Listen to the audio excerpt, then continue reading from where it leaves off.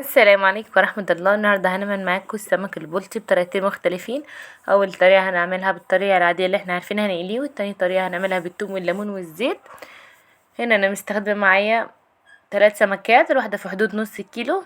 منضفاها كويس اوي من جوه، شايلة كل الدم وكل الخطوط اللي في السمك، منضفينها كويس اوي. وهنا معايا 10 فصوص من الثوم، ومعايا فلفل الوان حامي وبارد. بس قبل ما نبدا لازم نسمي الله وتصلي على رسوله، وتنزلوا اشتركوا في القناه عشان يوصلكوا كل جديد. هنا انا جبت الكاب، نزلت اول حاجه بالثوم وعليها الفلفل الالوان، ومعلقتين كمون، ومعلقه من الملح. وهنا عندي كزبره صحيح، هنزل ب3 معالق. اللي عنده مطحون برضو يمشي وعندي 3 ليمونات مقطعاهم، هنزلهم بقشرهم. تعرفين طبعا ان السمك بيحب الكمون والليمون كتير. هنضربهم كويس اوي لحد ما ينعموا معايا في الكبة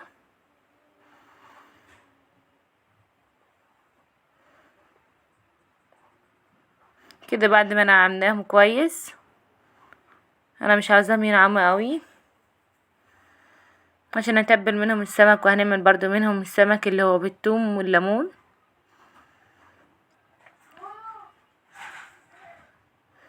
جبت هنا السمك، هتبل 2، وواحدة هعملها بالثوم والليمون في الفرن.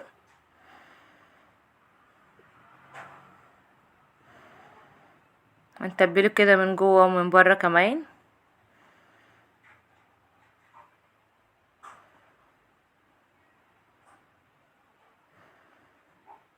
الليمون هيدينا ريحة، والكمون كمان والكزبرة هيساعدنا. السمك بيحب الليمون والكزبرة كتير. كده تبلت السمكتين. هنا جبت القطاعة وانزل بالسمكة. هفتح السمكة كويس، المفروض هنفتحها من ظهرها، بس انا عشان كنت منضفاهم قبل كده والراجل منضفهم لي، فانا مفتحتهاش من ظهرها زي السنجاري. فاحنا هنفتحها من بطنها من قدام، هنفتحها كويس اوي، هنفردها زي السنجاري بالظبط. فتحناها نصين، عملنا كده فيها فتحات عشان الثوم والليمون يدخل جواها كويس والسمك يتشرب منه. هنبدأ كده نحط عليها الثوم والليمون زي السنجاري بالظبط، بس هنا انا مش مستخدمه بصل ولا بطاطس ولا طماطم. هنا هنستخدم بس ثوم وليمون. جربوها تعجبكم، طلعت احلى بكتير من السنجاري. او دي حاجه ودي حاجه برضو، جربوها، اللي حابب كده ماشي واللي حابب كده ماشي. جبت صينيه هنا وحطيت عليها ورق فويل، وهنزل عليها رشتين من الزيت. انا مش هستخدم اكتر من كده.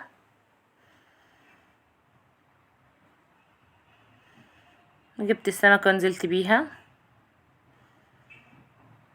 برضو السمك ده ينفع للناس اللي بتعمل دايت، مفيهوش اي زيت ولا اي دهون خالص. هي بس رشتين الزيت اللي من تحت بس عشان السمكه ما تلزقش معانا. ده كل اللي نستخدمه، جربوها تعجبكم. هندخلها الفرن. هنا جبت معايا دقيق، وهنزل عليه معلقه من النشا. هقلبهم كويس، هقلب فيهم كل السمك. هتبله كويس اوي بالدقيق من بره ومن جوه.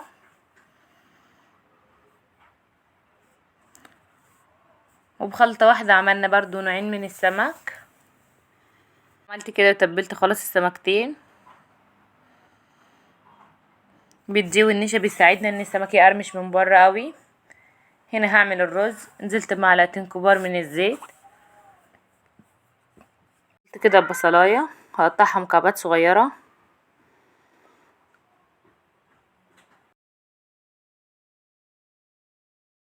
قطعناها كده كلها. طبعا رز الصيادية معروف جدا، ممكن نعمل جنبيه رز ابيض وممكن نعمل جنبيه رز اصفر. هنا زدتهم خلاص، البصل احمر معايا ونزلت عليه بالرز وظبطت الملح كمان. هنبدأ هنا نقلي السمك.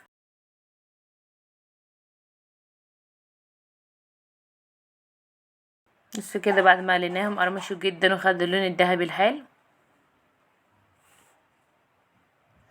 هنبدأ كده نصفيهم ونطلعهم. وادي الرز معايا استوى خلاص.